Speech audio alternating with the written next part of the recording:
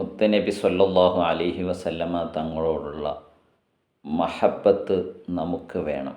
അത് നമ്മുടെ വലിയ താല്പര്യവും ആഗ്രഹവുമാണ്. എപ്പോഴാണ് മഹബത്ത് യാഥാർത്ഥ്യമാകുന്നത്, പൂർണ്ണമാകുന്നത്?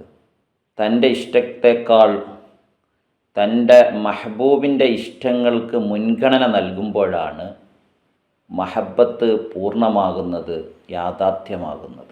ആയിഷ ബീബി റളിയല്ലാഹു അൻഹ, അവിടുത്തെ വലിയ ആഗ്രഹമായിരുന്നു ഭർത്താവായ മുത്തുനബി സല്ലല്ലാഹു അലൈഹി വസല്ലമ തങ്ങളുടെയും പിതാവായ അബൂബക്കർ സിദ്ദീഖ് റളിയല്ലാഹു അൻഹുവിൻ്റെയും ചാരത്ത് മരണശേഷം അന്തിയുറങ്ങുക എന്നത്.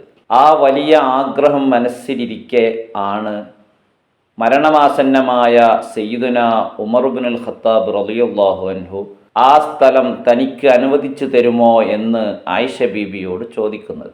തൻ്റെ ഇഷ്ടത്തേക്കാൾ തൻ്റെ സഹോദരൻ്റെ ഇഷ്ടങ്ങൾക്ക് മുൻഗണന നൽകണമെന്ന, അത് ഈമാനിൻ്റെ ഭാഗമാണെന്ന് പഠിപ്പിച്ച മഹബൂബായ മുത്തുനബിയുടെ ആ വചനങ്ങൾക്ക്, ആ ആഗ്രഹങ്ങൾക്ക്, മഹബൂബിൻ്റെ ഇഷ്ടങ്ങൾക്ക് മുൻഗണന നൽകിക്കൊണ്ട് ആയിഷ ബീബി റളിയല്ലാഹു അൻഹ ആ സ്ഥലം ഉമർ ഇബ്നുൽ ഖത്താബ് റളിയല്ലാഹു അൻഹുവിന് അനുവദിച്ചു കൊടുക്കുന്നു.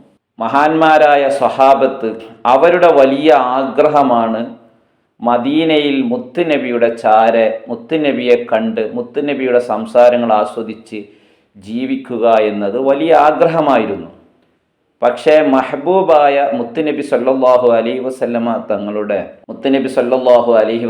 തങ്ങളുടെ ആഗ്രഹങ്ങൾക്ക് മുൻഗണന നൽകി, അവിടുത്തെ ഇഷ്ടങ്ങൾക്ക് മുൻഗണന നൽകിക്കൊണ്ട് പ്രബോധനത്തിന് വേണ്ടി മുത്തുനബി അയക്കുമ്പോൾ വിവിധ രാജ്യങ്ങളിലേക്ക്, വിവിധ ദിക്കുകളിലേക്ക് സ്വഹാബത്ത് പോകാൻ തയ്യാറായി എന്നത് അത് മഹബൂബിനോടുള്ള ഇഷ്ടമാണ്.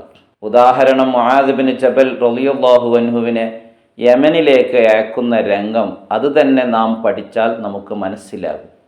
അങ്ങനെ മഹബൂബായ മുത്തുനബി സല്ലല്ലാഹു അലൈഹി വസല്ലമ തങ്ങളുടെ ഇഷ്ടങ്ങൾക്ക് മുൻഗണന നൽകിക്കൊണ്ട് ജീവിതം ധന്യമാക്കാൻ നാം ശ്രമിക്കണം. നാഥൻ തൗഫീഖ് നൽകട്ടെ. എല്ലാവർക്കും നബിദിന സന്തോഷങ്ങൾ അറിയിക്കുന്നു. അസ്സലാമു അലൈക്കും.